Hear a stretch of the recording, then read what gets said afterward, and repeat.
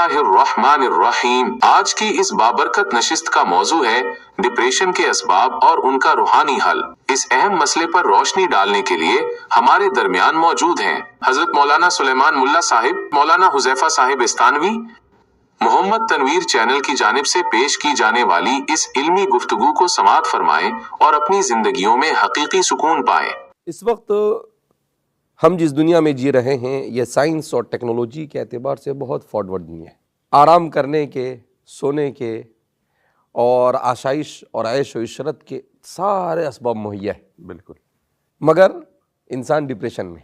इसका ज़ाहिरी तकाज़ा तो ये था कि इंसान ये सब मिलने के बाद सुकून की नींद सोता, मगर आज सर्वे ये कहता है कि दुनिया में 50% से ज़्यादा लोग सोने के लिए गोलियां लेकर सो रहे हैं। बहुत सारे लोगों को वो गोलियां खाकर भी नींद नहीं आती है। तो गोया कि सिर्फ मुसलमान नहीं बल्कि पूरी दुनिया के इंसान, मर्द हो औरत हो, यहाँ तक के बच्चे, हम देख रहे हैं कि 8-8, 10-10, 12-12 साल के बच्चे खुदकुशी कर रहे हैं। ये सोचने जैसी बात है। तो ये क्या असबाब हो सकते हैं इसके, और इसके सिलसिले में इंसानियत को किस चीज़ पर गौर करना चाहिए और अपनी ज़िंदगी को कैसे गुजारना चाहिए ताकि डिप्रेशन से दूर और सुकून और इत्मीनान के साथ ज़िंदगी गुजरे। इस सिलसिले में किताब सुन्नत की रोशनी में क्या रहनुमाई हो सकती है? सुभान अल्लाह, हाँ सही फरमाया आपने। ये नाकाबिल इनकार बात है, हकीकत है। जब उसका तकाबुल किया जाए तरक्की के साथ तो जहन और तसव्वुर तो यही होना चाहिए कि लोग प्यार से, मोहब्बत से, शफ़क़त से, अब तो 1 मिनट में कहाँ से कहाँ की दुनिया के साथ बात कर सकते हैं। तो ये वो दौर होना चाहिए जहाँ न कोई कथा कलामी है, बात करने की फ़ुर्सत नहीं मिली, जाने की फ़ुर्सत नहीं मिली, सारे असबाब ज़राए मुहैया है। तो उसके 2 जवाब है, उसके 2 रुख है। पहली बात, लोगों के डिप्रेशन का सबब ये है, फिर कुरान के हवाले से बयान करूँगा कि शैतान ने जिन चीज़ों के ऊपर कसमें खाई थी, एक कसम शैतान ने खाई थी, वला आमुरन्नहुम फलयुगय्यिरुन्न खल्क़ल्लाह। लोग अपनी साख्त पर, अपनी हैअत पर नाखुश होंगे और शैतान इनको उकसाएगा, उबारेगा, वरगलाएगा। चुनांचे आप देखेंगे एस्थेटिक्स दुनिया में, कॉस्मेटिक्स दुनिया में कितनी तरक्की हो रही है, इसलिए कि किसी को भी अपनी शक्ल सूरत पे रज़ा और खुशी नहीं है। मेरा रंग, मेरा ढांचा, मेरी आंखें, बल्कि मैं एक जुमला कहा करता हूँ, आज ज़्यादा तवज्जो दिलाई जाती है डांट और मसौरों को सीधा करने का बनिस्बत ज़बान को और अल्फाज की दुरुस्ती का। अगर आपने दांत सीधे कर दिए तो शादी आपकी हो जाएगी, लेकिन शादी की बका के लिए ज़बान की दुरुस्ती ज़रूरी है। तो लोग नहीं कहते भाई ऑर्थोडोंटिक्स के पास चले जाओ, हफ्ते में मेरी शादी है, ये बदल दो, वो कर दो। इससे आपको रिश्ता मिल तो जाएगा लेकिन इससे रिश्ता रहेगा नहीं, इससे रिश्ता रहेगा नहीं। तो ये एक है, वला आमुरन्नहुम फलयुगय्यिरुन्न खल्क़ल्लाह, कि अल्लाह की तख्लीक, अल्लाह ने जो इनको दिया वो इसको बदल देंगे।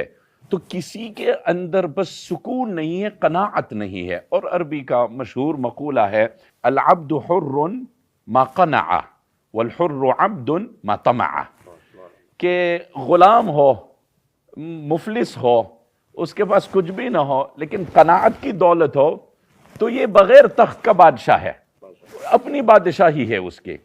वल हुर्रु अब्दुन मा तमअ, और बादशाहत हो और तख्त हो, सल्तनत हो, लेकिन हिर्स लगी हो तो ये फ़कीर है, ये फ़कीर है। तो किसी भी दर्जे में इंसानियत के ऊपर आज जो है वो कनाअत वाली बात नहीं, और कोई कनाअत का की तरगीब भी नहीं दे रहा है। तरगीब तो इसी की दी जा रही है कि ऐसा रहो, ऐसा बोलो, ऐसा रहो, ऐसा करो, ये खाल, ये इस्तेमाल, ये चीज़, इससे जो है मुरत्तिबुल बशरा, आपकी खाल यूँ हो जाएगी, आप जवान नज़र आएंगे वगैरह।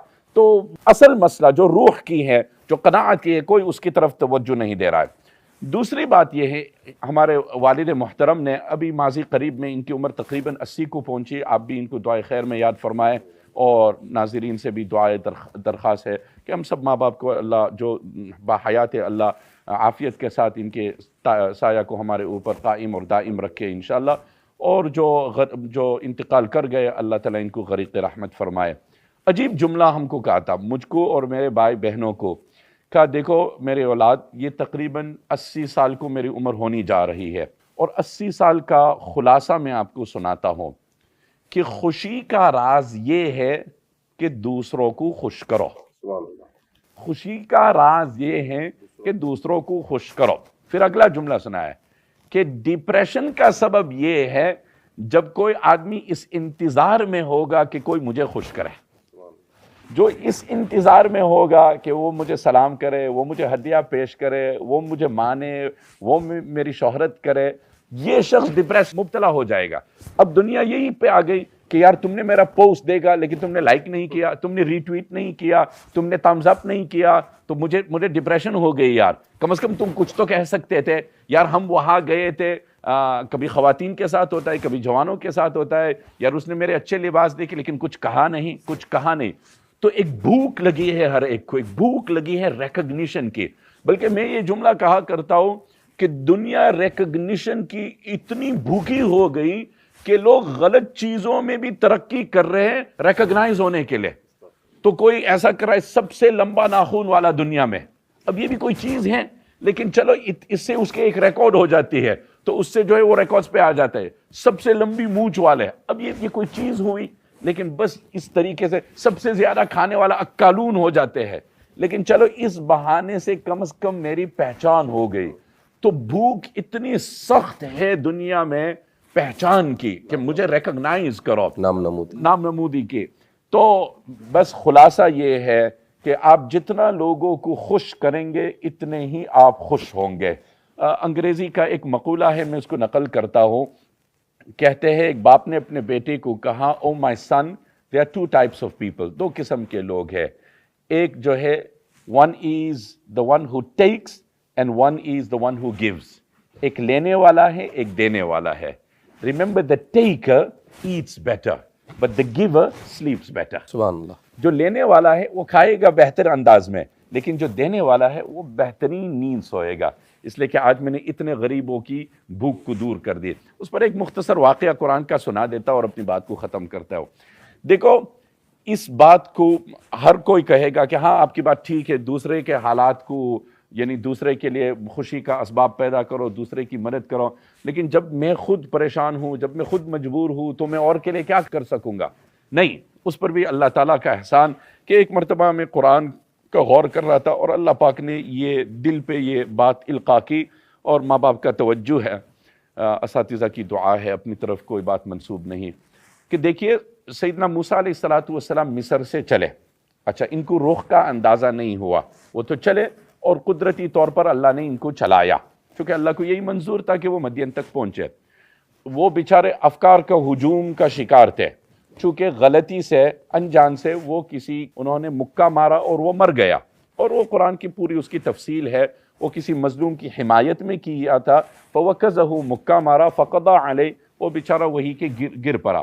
فوری طور پر انہوں نے اللہ تعالیٰ کی بارگاہ میں التجا کیا، معافی مانگی کہ یہ سرزد ہو گیا، اور اللہ تعالیٰ نے معاف کر لیے. انی ظلمت نفسی فاغفر لی فغفر لی.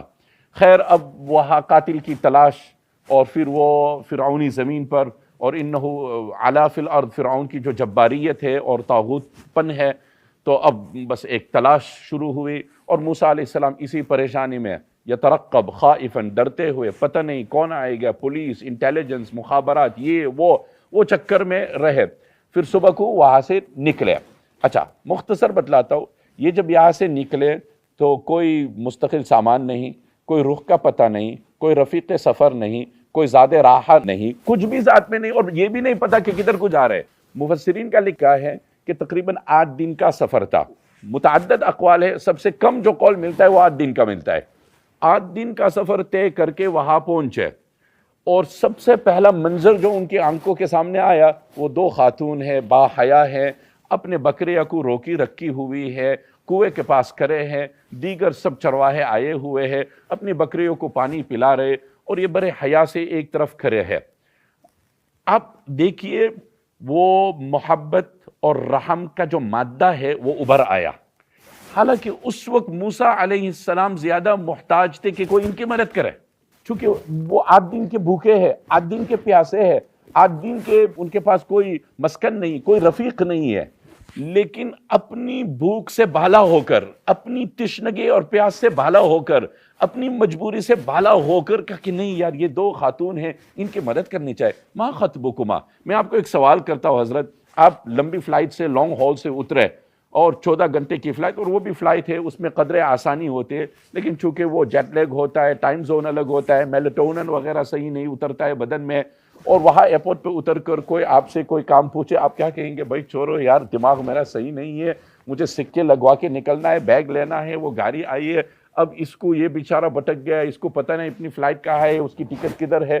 کس کو اس وقت توفیق ہوگی اس کے خیال کرنے کا؟ اور وہ 14 گھنٹے کی لانگ فلائٹ ہے یا 8 دن کا سفر ہے، بھوکے ہے، تھکے ہوئے ہے، کتنے حالات کا شکار ہے، فوری طور پر وہ آگے بڑھے. ما خطبکما، بہنیں کیا حال ہے؟ کہ نہیں جی یہاں پہ مرد ہے اور ہم ان کے ساتھ مل کے تو کر نہیں سکتے ہیں، بس رحم آ گیا، رحم آ گیا. پھر وہ ان کو ایک طرف کر دیا، بکریاں لے کر پانی پلایا اور ان کو روانہ کر دیا، اور پھر قصہ آگے بڑھتا ہے. ایک اس پر میں عربی کا ایک مقولہ سنا کے اپنی بات کو ختم کرتا ہوں. خلاصہ میری بات کا یہ ہے کہ ہر ایک خوش ہونا چاہتا ہے. دیکھیں اگر آپ کسی کو کہیں آپ دولت اور سرمایہ جمع کیوں کر رہے ہو، تو کہتے نہیں مجھے خوشی حاصل کرنی ہے. آپ دنیا میں کیوں گھومتے ہو، سفر کیوں کرتے ہو؟ کیونکہ مجھے خوش ہونا ہے. تو یہ تو صحیح ہے. کوئی آپ کو یہ نہیں پوچھے گا آپ کو کیوں خوش ہونا ہے، جی یہ تو پوچھے گا کہ بھائی دولت آپ کیوں چاہتے ہو، شہرت آپ کیوں چاہتے ہو، اور اس کا آخری نتیجہ ایک ہی نکلے گا، بھائی خوش. لیکن خوشی کے اوپر کوئی نہیں پوچھے گا آپ کو خوش کیوں ہونا ہے، کیونکہ ہر ایک کی فطرت منفک ہے، لازم ہے، جبلت میں ہے، ودیعت ہے، اندر ہے. ہماری بچہ ہر ایک خوش ہونا چاہتا ہے، ہماری طبیعت میں ہے. اللہ تعالیٰ نے ہم کو ایسا ہی بنایا، اور اسی کے لیے تو قرآن اور نبی کو بھیجا کہ ان کی زندگی کو اپنا کر اس میں خوشی ہے. تو جتنا ہم لوگوں کو خوش کریں گے اور جتنا ہم اپنی پریشانیوں سے بالا ہو کر سیلفش کے بجائے سیلفلیس بنیں گے، سیلفش کے بجائے سیلفلیس بنیں گے، صرف اپنے آلات سے نہیں کہ بھئی اسی اپنی سوچ، اپنی دولت، اپنے نہیں کہ بھئی اس کا خیال، اس کا خیال، یہ کریں گے. اور اسی کو جود و سخا میں اہل لغت نے یہی فرق بیان کیا کہ ایک ہوتا ہے الذی یأکل من مالہ ویوکل من مالہ. یہ عربی کی عبارت ہے اور عربی کے کمال ہے. اردو میں خیر سخاوت سے ترجمہ اور تعبیر کریں گے، لیکن ایک اونچے درجے کی سخاوت ہے. تو ایک ہوتا ہے جود، کہ اس کی دولت سے وہ بھی کھاتا ہے اور دوسرے بھی کھاتے ہیں. لیکن اس سے بالا ایک قسم کی سخاوت ہوتا ہے کہ یوکل من مالہ ولا یأکل من مالہ، کہ اس کی دولت سے لوگ کھائے، اس کو اپنا نہیں کھانا ہے. بھائی چلو آپ عمرے کے لیے چلو، نہیں ہم نے تو بڑے عمرے کیے، اب اوروں کو عمرہ کے لیے ہم بیچتے ہیں. چلو آپ اپنا وہ فرنیچر بدلو، نہیں فرنیچر تو ہم نے بڑے بدلے، اب لیکن اس سے کوئی خوشی نہیں آئی، اب ہم کسی اور کے مکان کو آباد کرنا چاہتے ہیں. تو عربی کا مقولہ ہے صبرک فی مصیبتک خیر من جزعک وجزعک فی مصیبت اخیک خیر من صبرک. سبحان اللہ. آدمی کا اپنی مصیبت پر سہنا اور صبر کرنا یہ بہتر ہے بنسبت یہ کہ وہ جزا فضا شکوہ شکایت کرے. خاموشی سے اس کو تحمل سے کام لے. آقا صلی اللہ علیہ وسلم کی مبارک انگلی کے اوپر اثر ہوا، اور یہ کوئی معمولی انگلی نہیں ہے، اسی انگلی نے تو چاند کے 2 ٹکڑے کر دیے. صحابہ کے لیے اپنی جان پیش کرنا زیادہ آسان تھا بنسبت آپ کی انگلی مبارک کے اوپر جو زخم آیا. لیکن آپ کا اپنا رویہ کیا تھا؟ وَهَلْ أَنْتِ إِلَّا إِصْبَعٌ دَمِيتِ وَفِي سَبِيلِ اللَّهِ مَا لَقِيتِ. یہ ایک اپنی انگلی ہے، اور اس پہ جو زخم ہوا وہ اللہ کے خاطر ہوا، جو خون آلودہ وہ اللہ کے لیے ہوا. آگے چلو، آگے چلو. صحابہ کی جانیں جا رہی ہے آپ کی انگلی کے زخم کے اوپر، اور آپ کہہ رہے کہ جو کچھ میری انگلی پہ ہوا اللہ کے لیے ہوا. تو اس امت کی ترقی کا راز یہ ہے کہ دوسروں کی تکلیف کو دور کرو، اس میں آپ کی خوشی ہے. اور یہی اسی مقولہ کے ساتھ میں ملا کر بات کو ختم کرتا ہوں کہ صبرک فی مصیبتک خیر من جزعک. اپنے حالات پہ آدمی صبر کرے اور شکوہ شکایت نہ کرے. وجزعک فی مصیبت اخیک خیر من صبرک. اور دوسروں کی مشکلات اور حالات کے اوپر آواز اٹھاؤ، کوئی حرکت کرو، ظلم کو روکو، حمایت کرو. یہ خاموشی کا وقت نہیں ہے. اپنی مصیبت پہ خاموشی ہے، دوسرے کی مصیبت پہ خاموشی اختیار نہ کرو. ماشاءاللہ. تو یہ ہمیں سبق ملتا ہے کہ 2 چیزیں اگر آپ یہ چاہتے ہیں کہ سکون کی زندگی گزارے بغیر ڈپریشن کے، تو ایک تو اپنے اندر صفت قناعت پیدا کرے کہ اللہ کی طرف سے جو نعمت جتنی ملی ہے اسی پر قناعت کرے اور کہے الحمدللہ۔ اور دوسرا کہ آپ لوگوں سے خوشیاں ڈھونڈنے کے بجائے جو مصیبت زدہ ہے ان کی تکلیفوں کو دور کر کر انہیں خوشیاں تقسیم کرنے کی کوشش کرے۔ اسلام یہی تعلیم دیتا ہے۔ قرآن کریم نے حضرات صحابہ کے بارے میں بیان کیا وَيُؤْثِرُونَ عَلَىٰ أَنفُسِهِمْ وَلَوْ كَانَ بِهِمْ خَصَاصَةٌ، کہ وہ اپنے اوپر دوسروں کو ترجیح دیتے ہیں اگرچہ خود کتنی ہی بدتر سے بدتر حالت میں کیوں نہ ہو۔ تو یہ ہے اللہ کی کتاب اور یہ اللہ کی شریعت ہے جس نے کتنے اچھے انداز میں ہمیں سمجھایا ہے۔ بہرحال اللہ رب العزت ہمیں صحیح معنی میں کتاب و سنت کو سمجھنے کی اور اس پر عمل کرنے کی اور ایسی زندگی گزارنے کی جس سے دنیا اور آخرت میں کامیابی ملے، توفیق مرحمت فرمائے۔ سبحان اللہ۔ سامعین و ناظرین، ابھی آپ نے حضرت مولانا سلیمان ملا صاحب اور حضرت مولانا حذیفہ صاحب وستانوی کے بصیرت افروز ارشادات سماعت فرمائے۔ اللہ تعالیٰ ہمیں ان قیمتی باتوں پر عمل کی توفیق دے اور ہمیں ہر غم سے نجات عطا فرمائے۔ محمد تنویر چینل کے ذریعے پہنچنے والے اس خیر کے پیغام کو اپنے عزیزوں تک بھی پہنچائیں تاکہ سب کا بھلا ہو۔ جزاکم اللہ خیر، والسلام